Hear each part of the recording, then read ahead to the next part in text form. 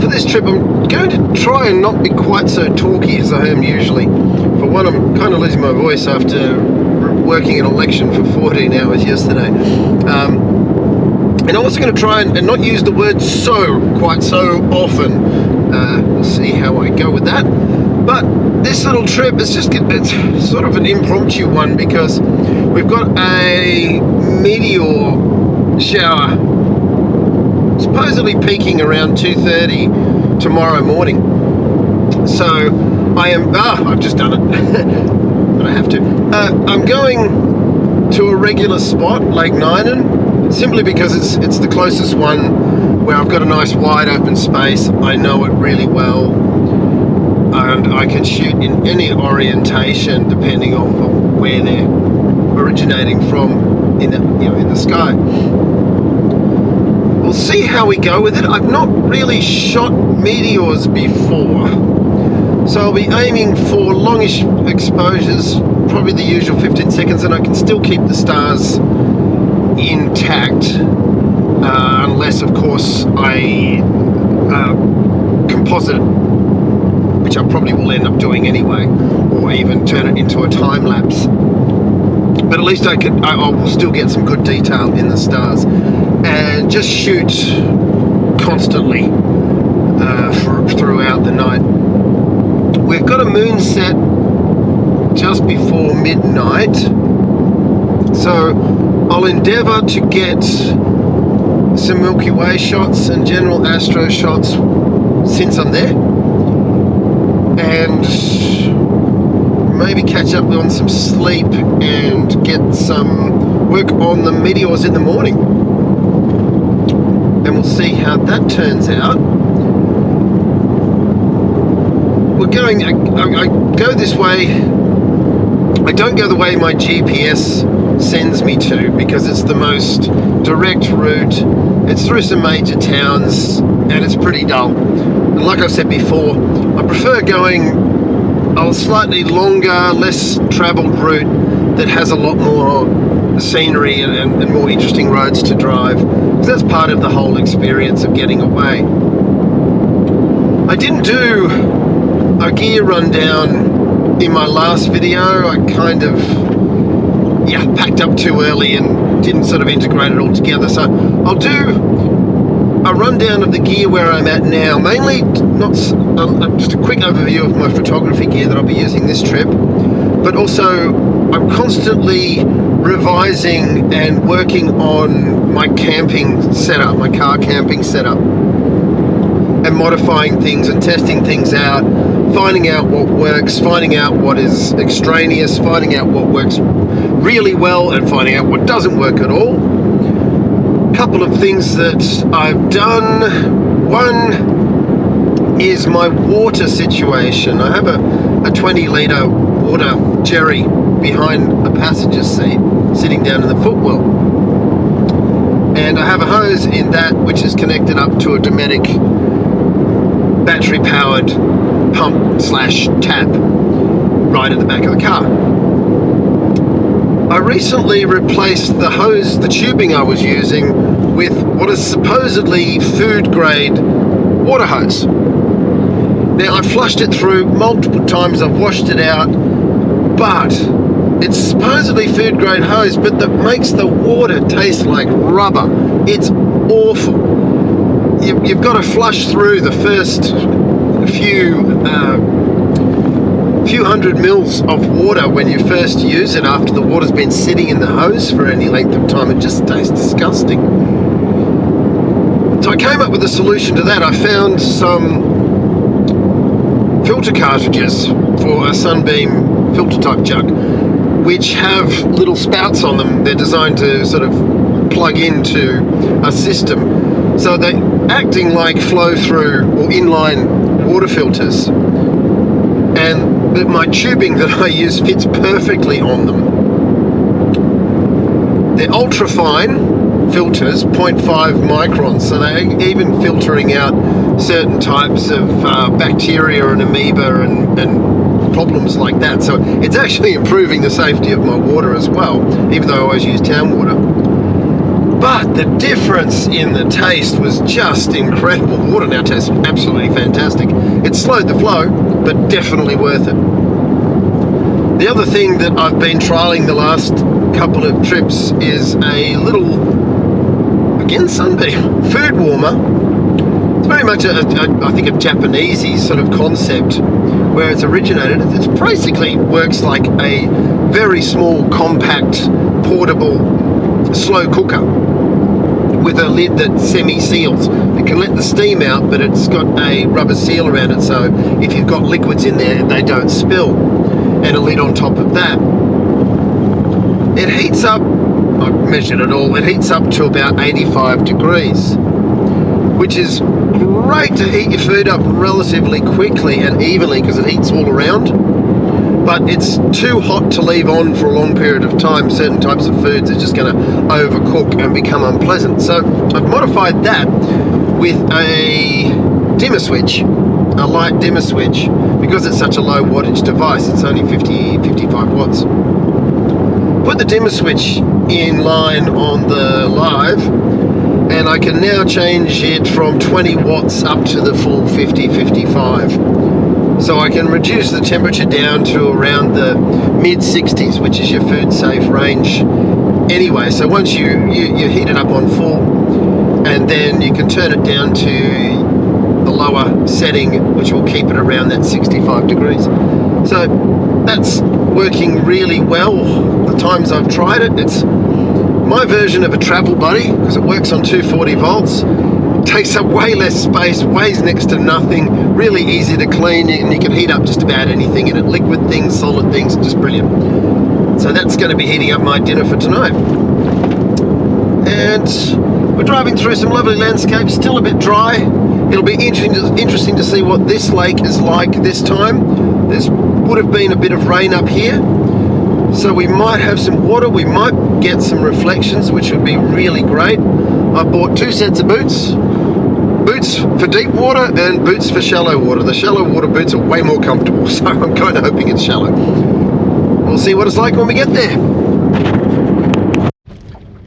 Right, I've just caught glimpses, and when we come over the rise here, we'll see what the lake is going to give us tonight. And from the glimpses, it's looking promising. I think we're going to get a spectacular sunset with a really nice clouds in the sky, and look at that, we have water, so we're going to get reflections, and it's going to be shallow water as well, so that is going to be fantastic, and my spot is free. So I am a happy man. All I have to do now is make the most of the opportunity, because if we get a good show with the meteors and I can get some good reflective shots, that could be really cool. So I hope I get something worthwhile from it.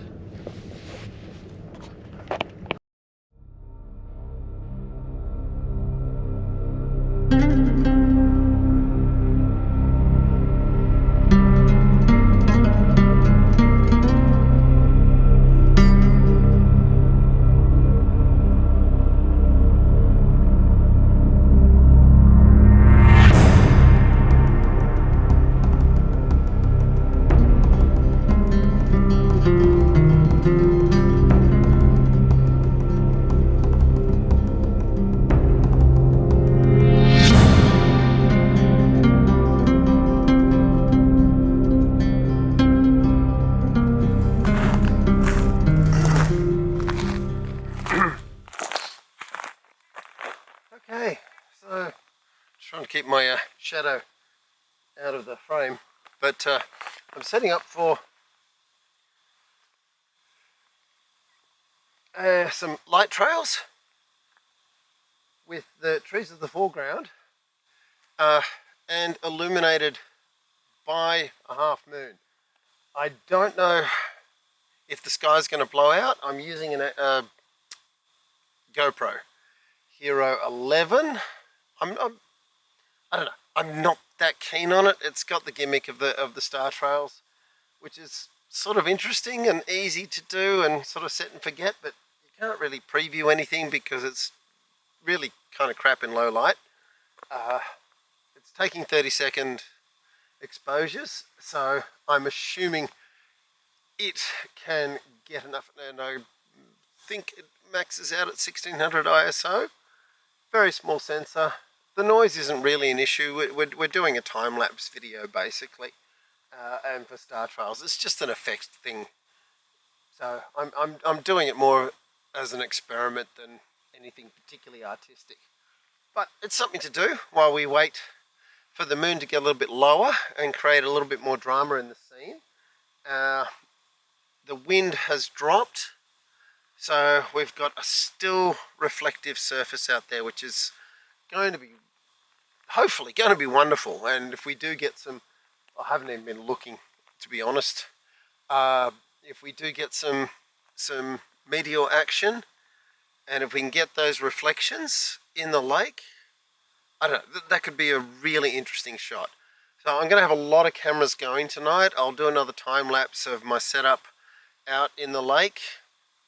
I don't know if I'm going to do any panoramas, because I'm really just repeating shots that I've done before.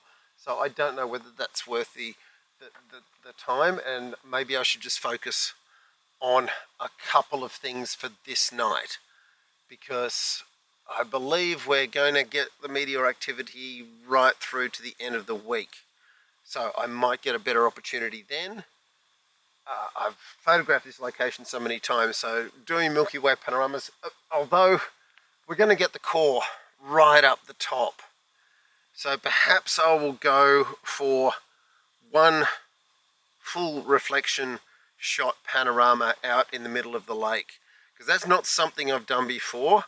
A very simple composition, just the lake, no foreground, no trees, just the lake and a full reflection.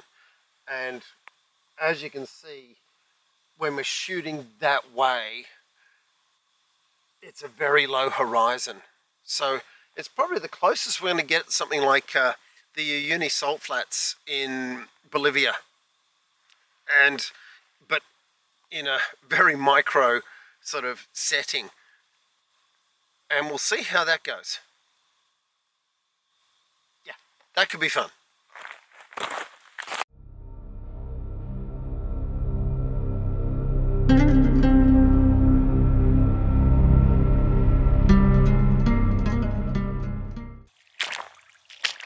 And here is our budget Uyuni experience. Not traveling halfway around the world to the high altitude Bolivian salt lakes, but finding one in your own backyard and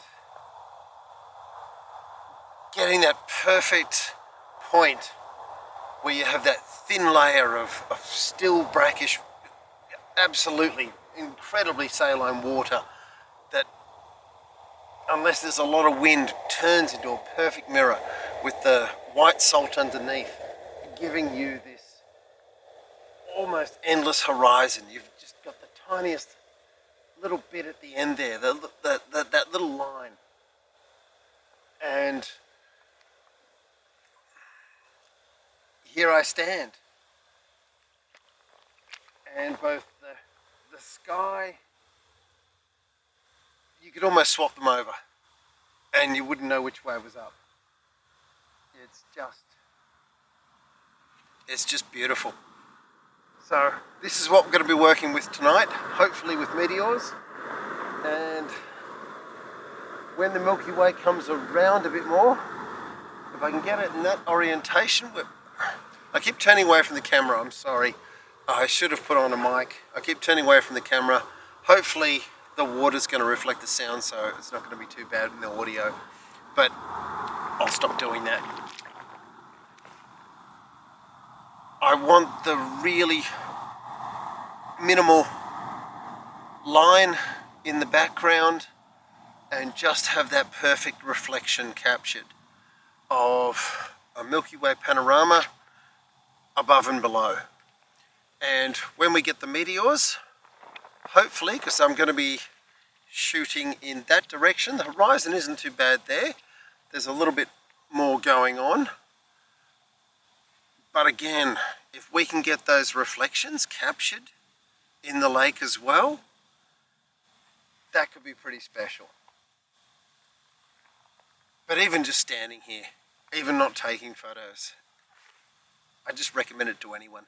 But anyone who does, please, if you come to these places, leave them unspoiled, leave them as you find them. Leave as little impact, as little marks, as little impact of your being there as you possibly can.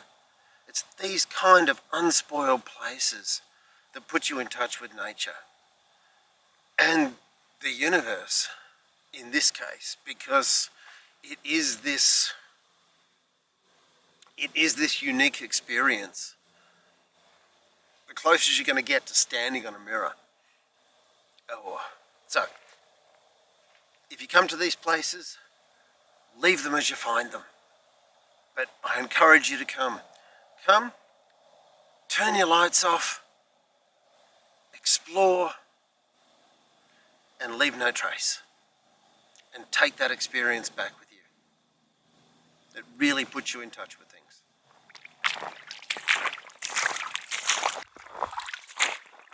Okay, we're out here now. I don't know why I'm whispering. There are some other people camping over there, maybe that's why, but also because, I don't know, it kind of demands hushed tones being out here like this. So the moon has set. I just missed getting a really good shot. I've got a moonset shot, but we'll see how that turns out. And I've got Polaris set up to do a full Milky Way panorama, and hopefully we're going to get a full arch as well. It's always hard to tell what the reflections are going to be like from the angle of incidence, depending on the focal length of your lens, your height of your tripod, the amount of light that's coming through from reflecting off the bottom rather than the surface. It's hard to tell how it's actually going to finally turn out, but tonight, almost perfect conditions. It's a mirror out here, and it really is beautiful. And hopefully a little bit later on we'll get the meteors happening as well, and run a series of interval shots to capture that. I keep looking away again, I'm sorry. I can't stop looking around, that's the problem. So we're currently shooting 7x7. A lot of frames at 24mm. It's going to be a huge panorama to stitch together, massive image. One of the biggest I think I've taken. Probably getting a little bit crazy with this, but I'm doing lots and lots of overlap because I want to try and capture the full extent of the Milky Way under these conditions, because it's otherwise a really, really simple image. There's not much else in it. We've got that, just that band of background darkness over there. It's just a shame that that's the most complicated part of our image. But yeah, this is like Bolivia's a uni flats light, and quite easy to get to. And unlike a uni in Bolivia these days, it's not full of people in four-wheel drives with all their lights on and everyone setting up their cameras everywhere. These are the places, the dark sky places, we can still have to ourselves, as long as we treat them right. So I'm going to move over here and stay still so I don't spoil the reflections once the camera starts pointing downwards.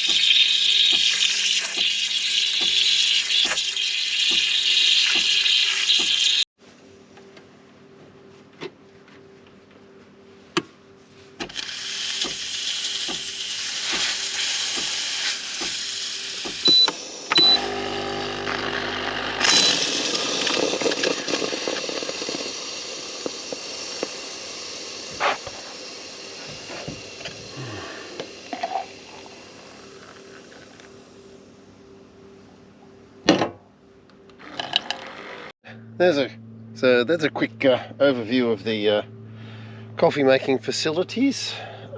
Cold running water, hot running water, very slow running water, but it runs. So that's all great. I'll just turn off the power now.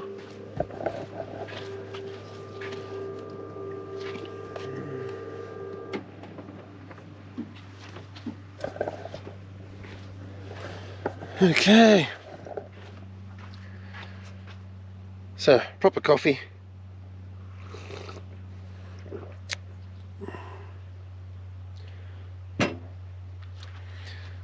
There's the coffee making apparatus. I mentioned earlier on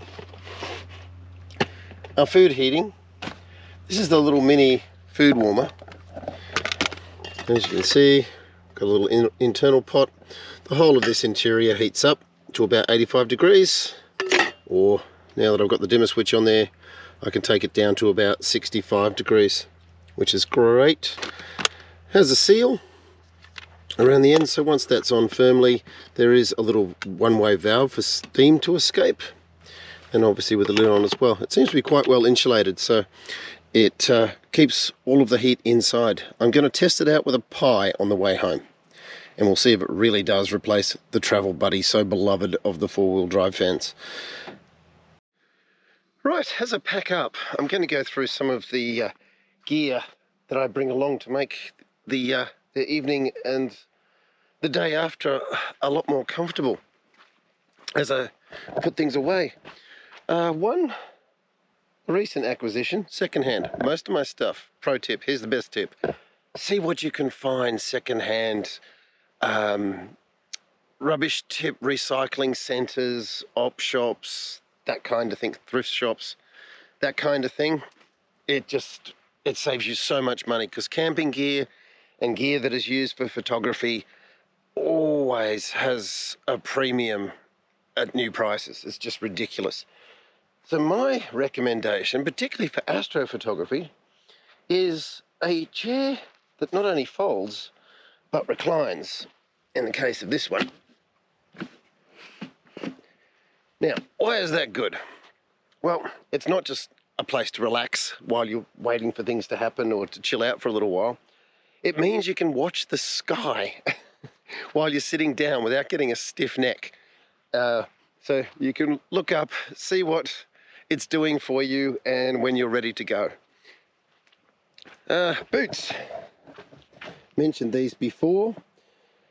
Deep water boots, which are great, obviously, for deep water and mud. Not terribly comfortable. These little guys, what are they? Otways. Brand new, they're over $100. Secondhand, I think I got them for about 10. These are fantastic because they're lined with neoprene and they're padded and they're comfortable. They're just really comfortable. You can wear them all night, they keep your feet warm. They're simply the best boots I've ever used, but obviously only for shallow water, which is what we had here. Towel, as every good hitchhiker knows, always know where your towel is, which in this case is right there. Numerous tripods. That one mainly for filming because it's not the steadiest of things. That one for my still shots. And this is the one with a leveling base that I use for the Polaris. Keys, won't get far without those. Jacket. Basically, this one's a motorcycle jacket. Pre-owned, pre-weathered, waterproof lining, not too hot, padded, so if I fall over in the dark, I've got a bit of protection. And it does keep the wind off you and reasonably warm. I've got another jacket in there, very much one of an Australian sort of traditional oilskin, which is a bit more padded and a bit more insulation for when it's a bit colder. But last night that was fine. Cameras, we've got a couple of Sonys going here. In this case, this is my A7R4, which was running the 24mm Samyang 1.8. And our big boy is the A7, where are we? A7R5, which is running the Sigma 14mm 1.4 Big Daddy. Last night I tried out a cheap but usable lens warmer because last shoot, my last few shots were definitely affected by dew on the lens. My other action camera is a DJI Action 4. I use this for filming, but also for nighttime time lapses. It's a better low light camera than the GoPro that I'm currently filming on, and I just find the interface easier to use. My Polaris bag, because I like to keep everything I'm going to need to use the Polaris in one place, and its case that it comes in is not enough. So in this bag, which is an old army radio bag, so it's padded canvas, really tough, really rugged, reasonably waterproof, though I did leave it open a bit last night. No, I think that's just condensation. In this I keep obviously my Polaris and all the bits to go with that, heaps of USB cables and spares, a big battery pack if required, and I can tuck things like mini tripods and so forth in there. So that's where that all lives. So basically I can just grab that and head out the door if I'm going to use the Polaris. Work, especially in locations like this, is good old handy dandy dustpan type brush, because invariably everything is going to get sandy, and the last thing you do is you want to take it all home and have it all through your car. So you can dust off your furniture, but also things like your boots, which you'll find will end up covered in sand, and in this case salt. So another tip. The pie experiment was successful.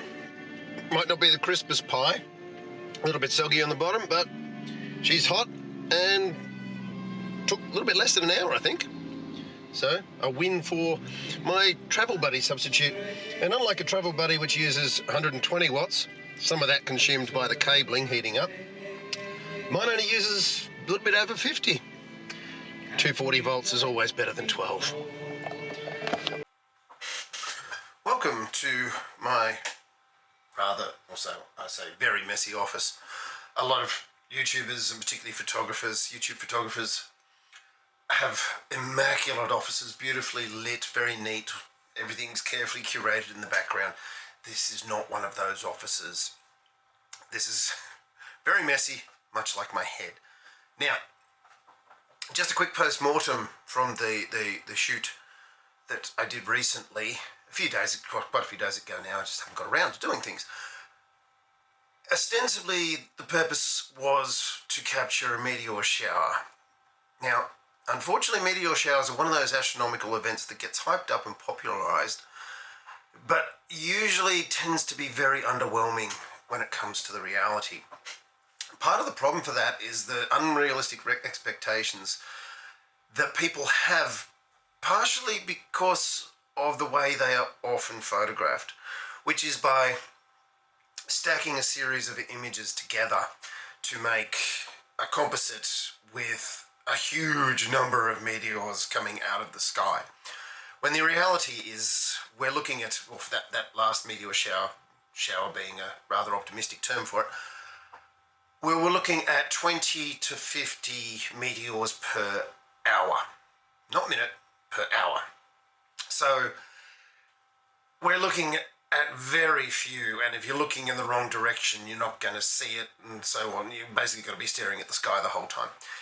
So obviously we capture time lapses and do long exposures to see what we can capture with our cameras. Compounding that fact, though, was another problem, because in that section of sky where the meteors were originating, we had another guest, shall we say, uninvited guest in this case. Well, I guess we did invite them. Thanks, Elon. Yes, I'm talking about Starlink.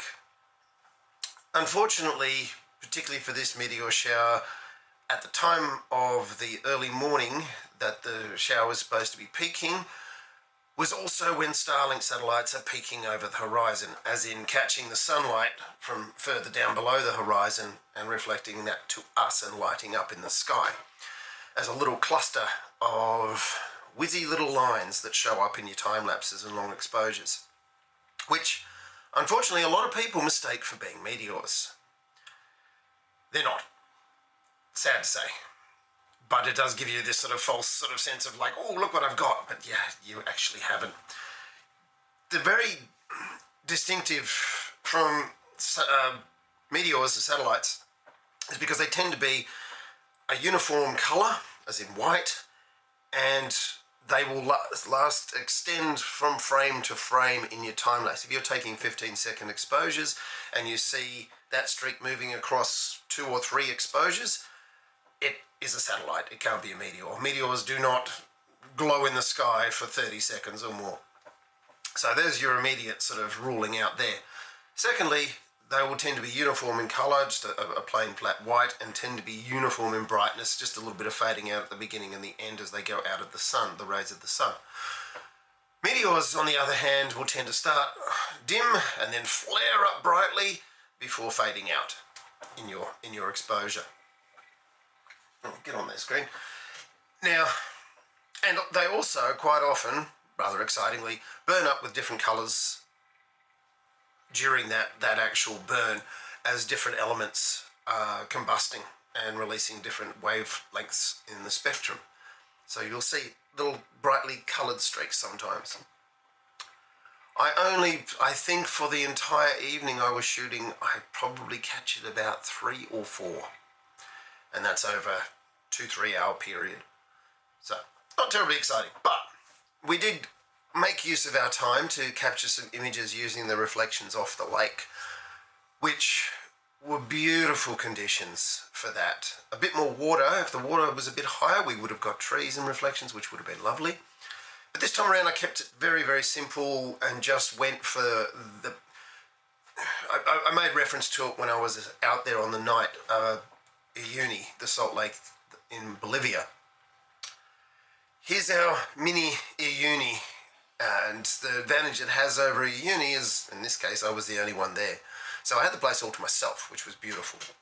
Uyuni, as I've seen from various videos, tends to be fairly oversubscribed by photographers and tourists and so forth. So it's very difficult to get a shot that you don't have to edit out hundreds of people and vehicles and lights and everything else. Not the case here. So we're lucky in that, and it's only about an hour and a half from my home. So I feel quite lucky in that. Well, that's enough rabbiting on from me. I'll put the images up and hopefully you enjoy.